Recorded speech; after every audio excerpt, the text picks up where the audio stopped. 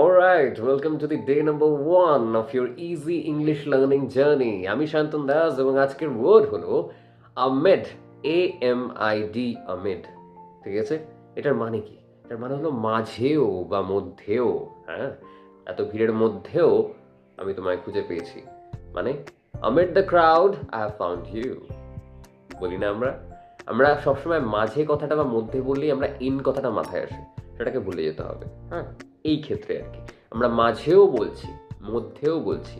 ধরো আগামীকাল তোমার পরীক্ষা, তোমাকে পড়তে হচ্ছে, কিন্তু আউটসাইডে যে গান টান বাজে, নয়েজ হচ্ছে চারিদিকে, হ্যাঁ, তো তুমি বলবে যে এত মানে নয়েজের মাঝেও আমি পড়ছি তো, ঠিক আছে? তো amid the noise I'm still studying। ঠিক আছে? তো এর পরের উদাহরণগুলো, এর পরের এক্সাম্পলগুলো তোমরা আমাকে দেবে কমেন্ট বক্সে, ঠিক আছে?